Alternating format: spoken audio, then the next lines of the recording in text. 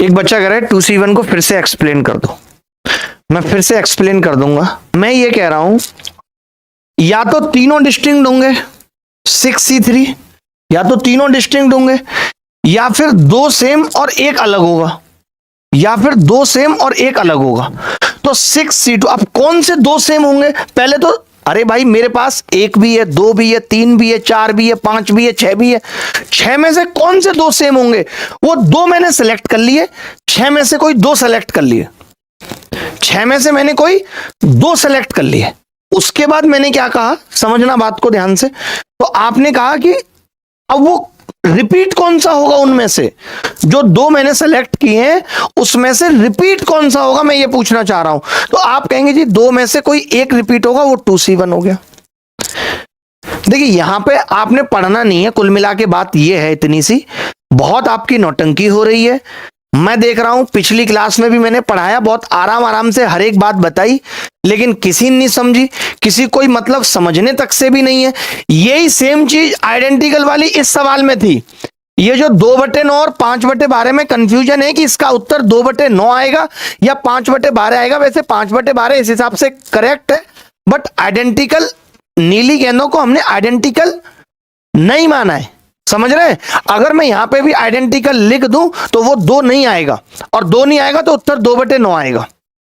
ये पंगा था जो कई लोग होशियार बन रहे थे, बट आपने नहीं पढ़ना है। मैं इतना समझ गया कि आपने नहीं पढ़ना है, आपको हीरो बनना है। दो चार लोग तो अलग अलग ही चौड़ में घूम रहे हैं, अलग ही चौड़ में घूम रहे हैं, और मुझे लगता है कि अब लाइव पढ़ाने का तुम लोगों को मतलब नहीं है कोई।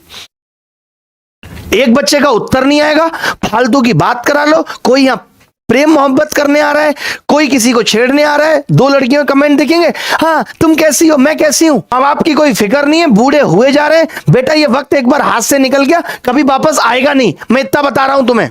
मैं पढ़ना नहीं है भाई, मैं इतना समझ गया हूं। तुम सिर्फ टाइम पास करने आते हो, और अब जब तक तुम टाइम पास करने आओगे तब तक मैंने पढ़ाना नहीं। पिछले एसएससी की बता रहा हूं आपको, मेंस में 2 सवाल प्रोबेबिलिटी से आए थे। 4 साल हो गई तुम्हें तैयारी करते हुए, आज तक तुम्हारे प्री में 150 से ऊपर नंबर नहीं कूद रहे।